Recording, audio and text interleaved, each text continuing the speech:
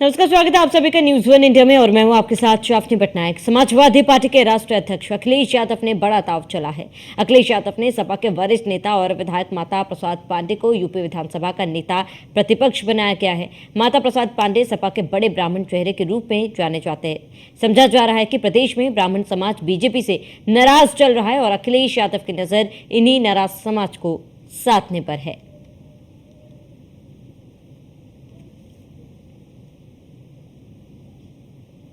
विधानसभा के नेता प्रतिपक्ष चुन लिए गए माता प्रसाद जी वो चेहरे हैं। समाजवादी पार्टी ने ये मौका दिया है आपको, सबसे पहले तो बधाई। और कैसे देखते हैं आप?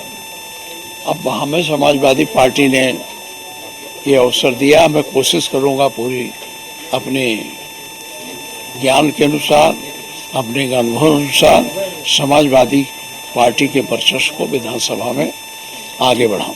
सर, लगातार लग रहा था कि दलित चेहरा कोई हो सकता है, लेकिन जिस तरीके से आपका नाम अचानक से सामने आया, आपको उम्मीद थी पहले से?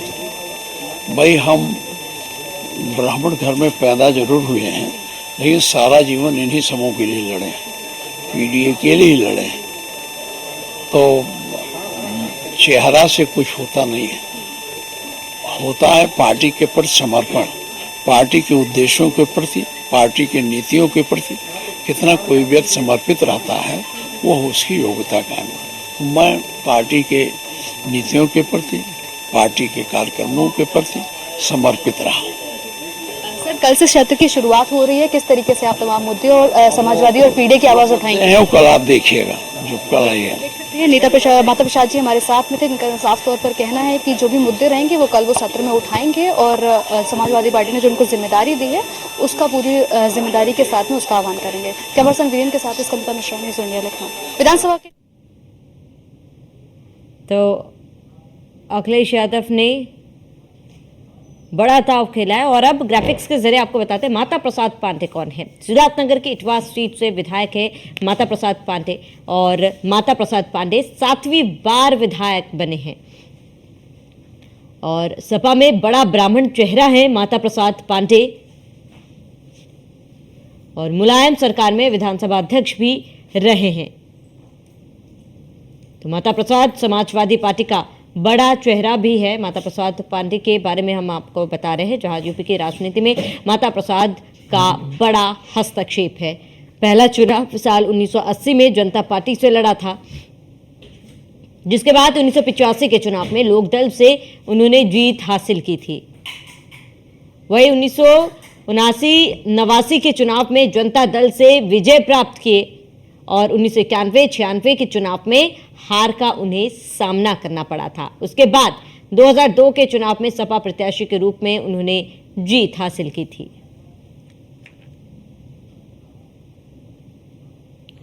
अधिक जानकारी के लिए हमारे साथ संवाददाता स्कंदिता मिश्रा जुड़ चुकी है। स्कंदिता, क्योंकि लगातार कई नामों पर कयास लगाए जा रहे थे नेता प्रतिपक्ष के पद के लिए, आप कहा जा रहे थे कि पीडीए में से कोई चेहरा जो है जिस पर दाव अखिलेश यादव लगा सकते हैं, लेकिन आज जब नेता प्रतिपक्ष का नाम का ऐलान हुआ है सभी चौंक गए।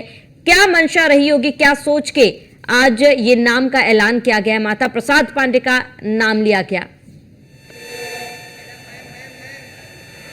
देखिए, अखिलेश यादव जो कहते थे कि पीडीए मतलब पिछड़ा, दलित और अल्पसंख्यक, तो वो कहते थे ए फॉर अंगड़ा भी है, ए फॉर अल्पसंख्यक भी है। तो कहीं ना कहीं आज का जो ये फैसला निकलकर सामने आया, इससे ये साफ हो गया है कि ए फॉर अंगड़ा भी है, ए फॉर अल्पसंख्यक भी है। और कहीं ना कहीं अगर अंदर खाने बताया जाए तो शिवपाल यादव और डिम्पल यादव नहीं चाहते थे, उनकी सहमति नहीं थी कि किसी दलित चेहरे पर दाव लगाया जाए, किसी दलित चेहरे को मौका दिया जाए। उसके बाद अखिलेश यादव ने ये फैसला लिया है कि माता प्रसाद पांडे को नेता प्रतिपक्ष बनाया, क्योंकि हम इतने दिनों से देख रहे थे लगातार जो सूत्र कह रहे थे वो इंद्रजीत सरोज के नाम को लेकर चल रहे थे, तूफानी सरोज को लेकर नाम चल रहा था कि इन लोगों में से किसी एक को नेता प्रतिपक्ष बनाया जा सकता है, लेकिन ऐसा नहीं हुआ। और अंतिम फैसला जो निकलकर सामने आया उसमें ब्राह्मण चेहरे पर अखिलेश यादव ने दाव लगा दिया, ब्राह्मण चेहरे को अखिलेश यादव ने मौका दिया। माता प्रसाद पांडे जो कि ब्राह्मण नेता हैं, बड़े चेहरे हैं समाजवादी पार्टी की अगर बात की जाए तो, अगर माता प्रसाद पांडे 2 बार फॉर्मर स्पीकर रह चुके हैं यूपी में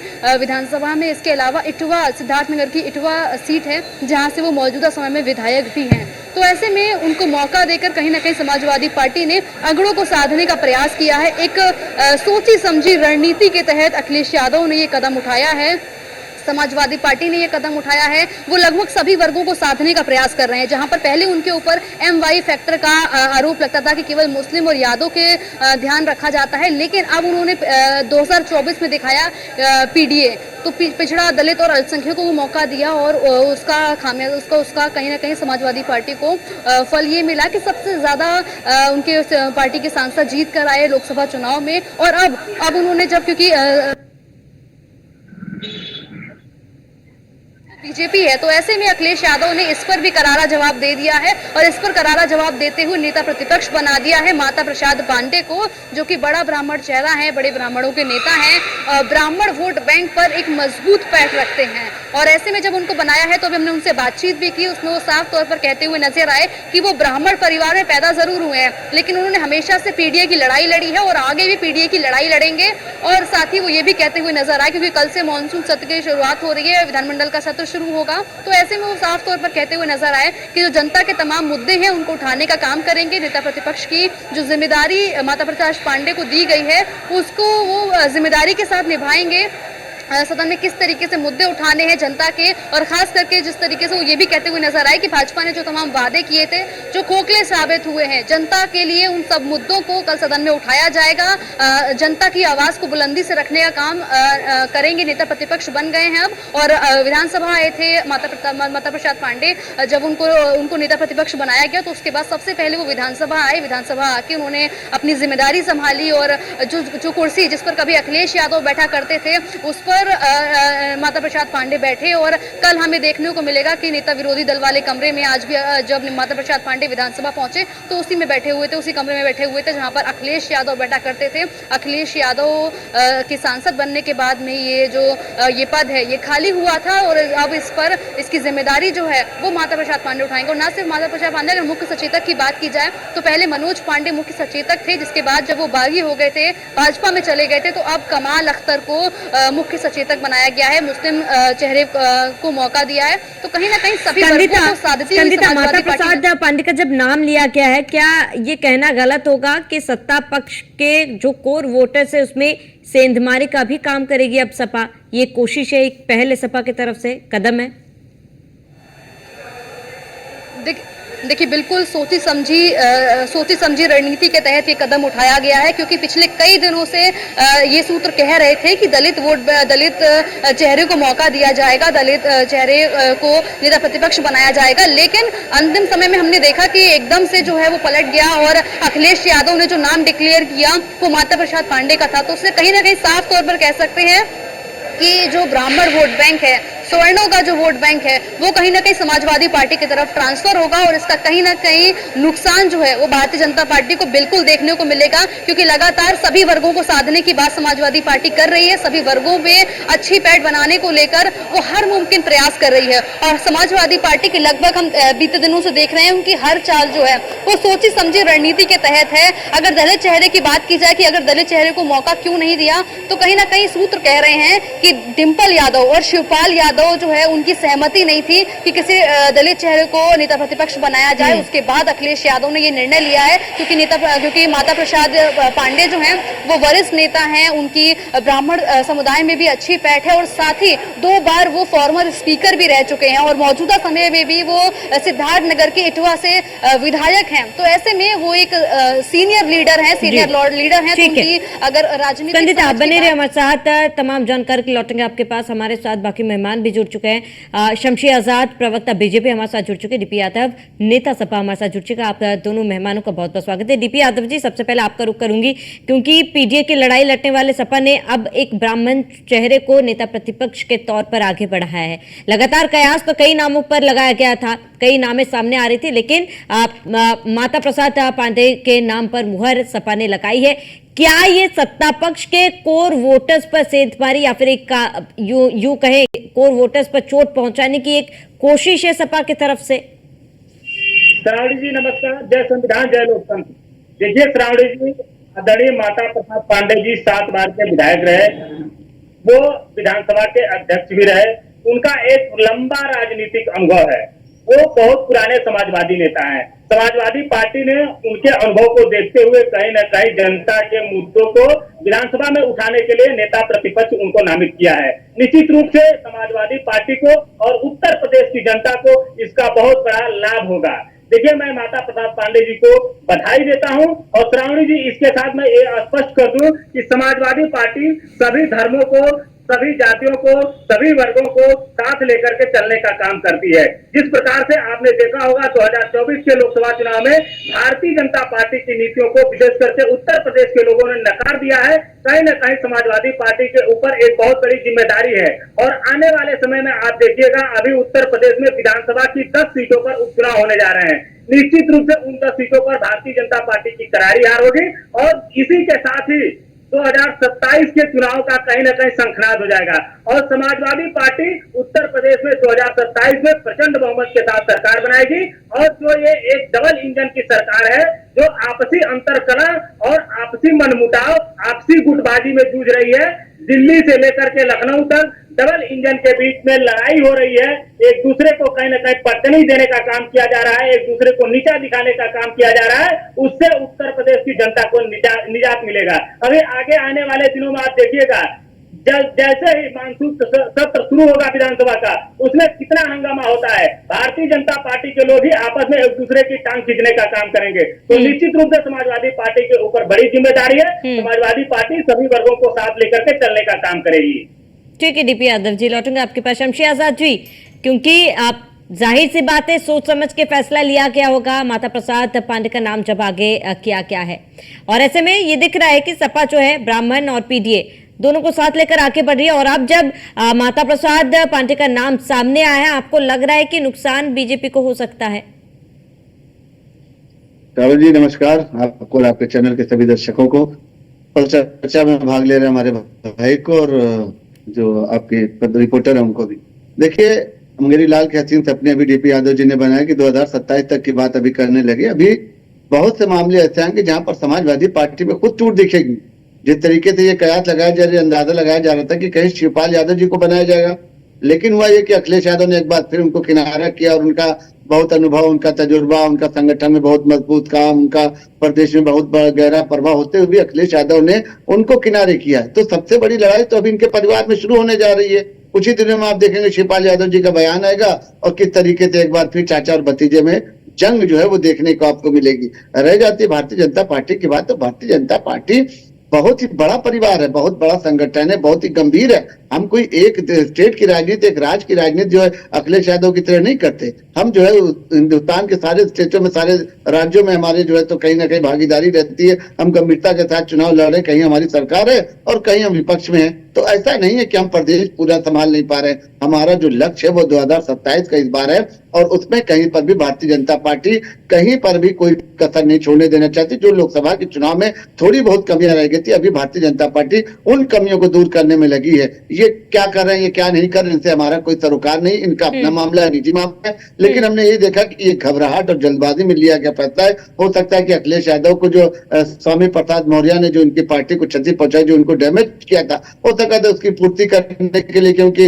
इन्हीं की पार्टी में बगावत होने लगी थी। स्वामी प्रसाद मौर्य जब लगातार बयानबाजी कर रहे थे सनातन धर्म के विरोध में, क्या कहते हैं कि राम के विरोध में, अयोध्या के विरोध में, तो एक इन्हीं के गुट के, इन्हीं के लोगों ने जो इनका विरोध किया। और आपने देखा भी होगा कि जो इनके मुख्य सचेतक हुआ करते थे वो भी मनोज पांडे जी थे, वो भी स्वर्ण थे।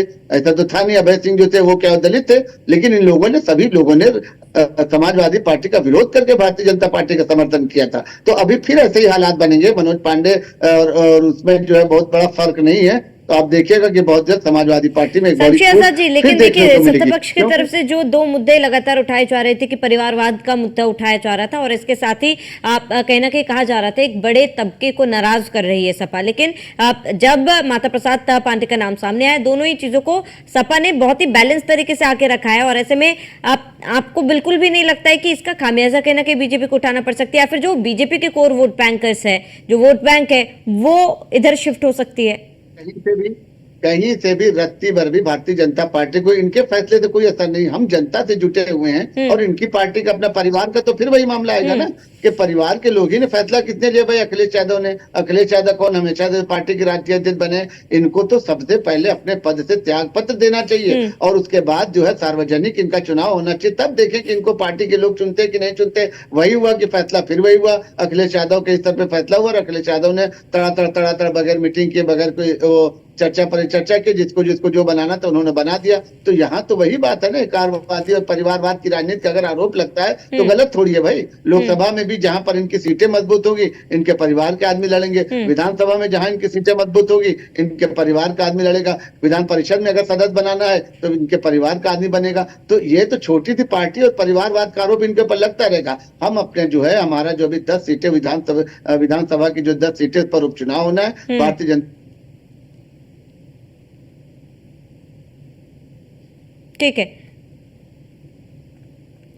ठीक है शमशेर आजाद जी, मैं लौटूंगा आपके पास। डीपी यादव जी, आप शमशेर आजाद जी ने कहा है कि जो भी फैसला सपा की तरफ से लिया जाता है लेकिन आप उसका असर कहीं नहीं देखा जाएगा। आप जवाब दें शमशेर आजाद जी को। देखिए, शमशेर आजाद जी ने बहुत सी बातें की श्रावणी जी। शमशेर आजाद भूल जा रहे हैं कि समाजवादी पार्टी के ऊपर लोगों का विश्वास बढ़ा है। ये बार बार परिवारवाद की बात करते हैं, कहाँ है परिवारवाद समाजवादी पार्टी में? समाजवादी पार्टी तो सबकी बात करती है। 37 सीटों पर समाजवादी पार्टी ने फतह करने का काम किया है उत्तर प्रदेश में जो 2024 का लोकसभा चुनाव हुआ था। तो देखिए, जब लोग समाजवादी विचारधारा से जुड़ते हैं तो निश्चित रूप से वो जातीय बंधन से टूट जाते हैं, वो धार्मिक बंधन से परे हो जाते हैं।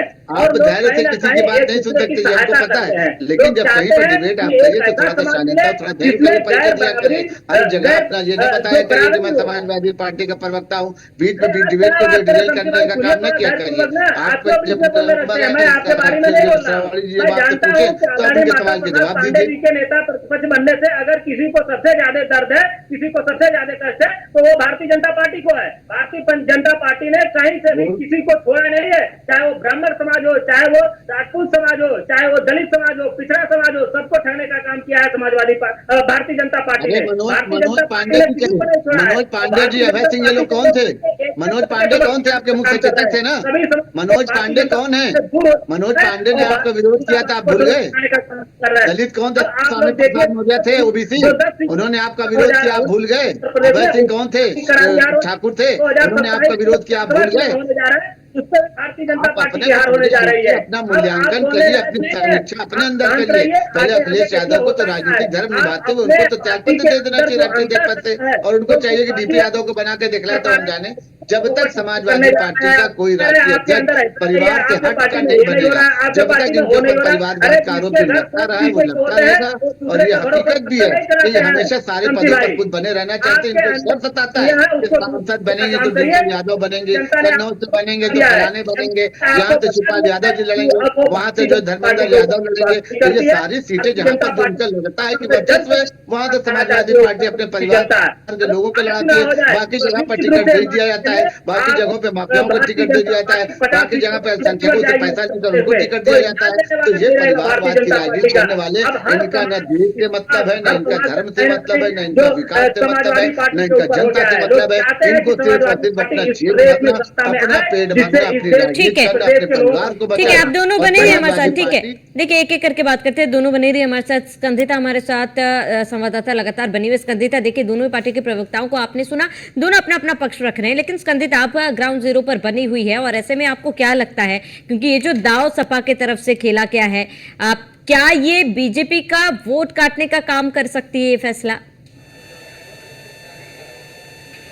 देखिए, बिल्कुल सोची समझी रणनीति है समाजवादी पार्टी की और वो सभी वर्गों को साथ लेकर चलने की बात कर रही है, क्योंकि समाजवादी पार्टी ने 2017 के बाद से जिस तरीके से हार का सामना किया उससे उन्होंने सीख लेकर सूझबूझ के साथ में अब कदम उठाती हुई नजर आ रही है। पहले उन्होंने पीडीए का फॉर्मूला लेकर आए और पीडीए की रणनीति के तहत लोकसभा चुनाव 2024 लड़ा और अब उसी के साथ उपचुनाव लड़ने की तैयारी है। अगर बात की जाए नेता प्रतिपक्ष के नाम को लेकर तो लगातार कयास लगाए जा रहे थे कि दलित चेहरा हो सकता है, लेकिन कहीं ना कहीं अखिलेश यादव सबकी राय और सबकी सहमति के साथ आगे बढ़ रहे हैं। जो पार्टी के वरिष्ठ हैं, उनके चाचा हैं शिवपाल यादव, उनकी राय ली है, उनकी वाइफ है डिंपल यादव, उनकी राय ली है, सबकी राय और सबकी सहमति, सभी विधायकों से बातचीत करके ये चयन किया है कि माता पांडे वो चेहरा है जिनको नेता प्रतिपक्ष होना है और वो नेता प्रतिपक्ष चुने गए। तो कहीं ना कहीं सोची समझी रणनीति है और कहीं ना कहीं ब्राह्मणों में एक अच्छी पैठ बनाने के लिए, स्वर्णों को अपने खेमे में लाने की ये समाजवादी पार्टी की कोशिश है और सभी वर्गों को साथ लेकर चलने की बात कर रही है।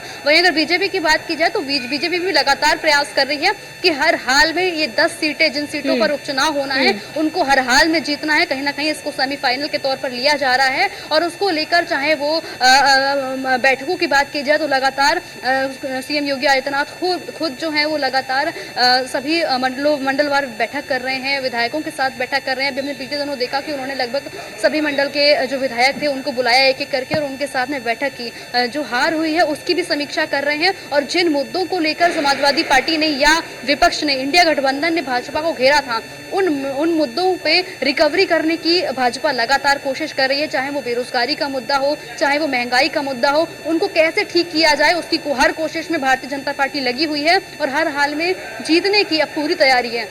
ना सिर्फ विपक्ष की बल्कि भाजपा की भी पूरी तैयारी है और दोनों ही पार्टी की तरफ से देख रहे हैं कि एड़ी चोटी का जोर लगा हुआ है। समाजवादी पार्टी की बात की जाए तो वो पूरी सूझबूझ के साथ में अपनी पार्टी में सभी लोगों को सम्मान देते हुए आगे बढ़ रही है, नए चेहरों को मौका देती हुई नजर आ रही है। मुख्य सचेतक पे जो है मुस्लिम को उतारा है, मुस्लिम को बनाया है उन्होंने, कमाल अख्तर को बनाया मुख्य सचेतक, जो कि पहले मनोज पांडे हुआ करते थे, और उसके बाद में ब्राह्मण चेहरे पे दांव लगाया, यादव को भी मौका दिया। विधान परिषद के नेता प्रतिपक्ष की बात की जाए तो उसमें उन्होंने लाल बिहारी यादव को बनाया।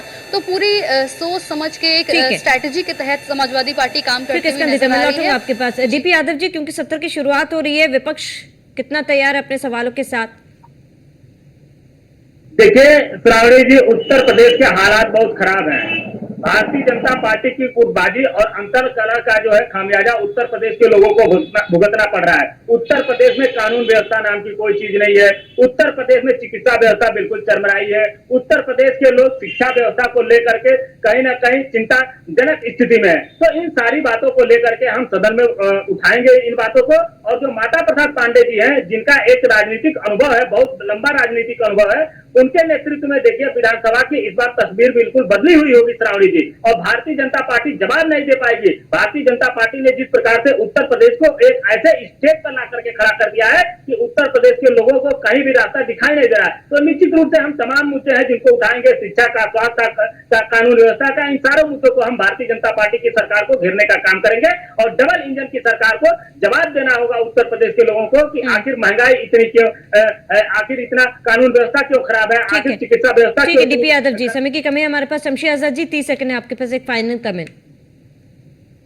देखिए ये सब मुंगेरी लाल के हसीन सपने। मैंने कहा ना कि इसके पहले भी जो है मनोज पांडे को मुख्य सचेतक बनाया गया था, अभय सिंह भी इन्हीं की पार्टी के थे, वो भी छत्री थे, तौड़ भी इनकी पार्टी में रहे। लेकिन जो इनके अंदर का जो एक हीन भावना है, जो दूसरे को, चाहे वो ब्राह्मण हो, चाहे वो क्षत्रिय हो, चाहे वो अल्पसंख्यक समाज हो, ये किसी को बर्दाश्त नहीं कर पाते। इनके यहाँ सिर्फ यादव बिरादरी का वर्चस्व है। ये सबसे ज्यादा चाहते हैं ओबीसी की राजनीति की जाए। तो ये देखिए अभी तो बर्दाश्त नहीं हो पा रहा, सुनने 30 सेकंड हमको मिला, ये सुनने नहीं दे रहा। ठीक है, समय की कमी है हमारे पास, चर्चा को यहीं पर रोकना चाहूंगी। डीपी यादव जी जुटने के लिए बहुत बहुत शुक्रिया। शमशी आजाद जी आपका जुटने के लिए बहुत बहुत शुक्रिया। स्कंदिता आपका भी जुटने के लिए बहुत बहुत शुक्रिया। तो कल से मानसून सत्र की शुरुआत हो रही है और ऐसे में ये देखना महत्वपूर्ण होगा कि विपक्ष किस तरीके से अपनी आवाज उठाता है और सरकार की तरफ से क्या जवाब दिए जाते हैं। फिलहाल इसके साथ ही इस बुलेटिन में इतना ही। देश प्रदेश की तमाम बड़ी खबरों के लिए बने रहिए न्यूज़ 1 इंडिया के साथ।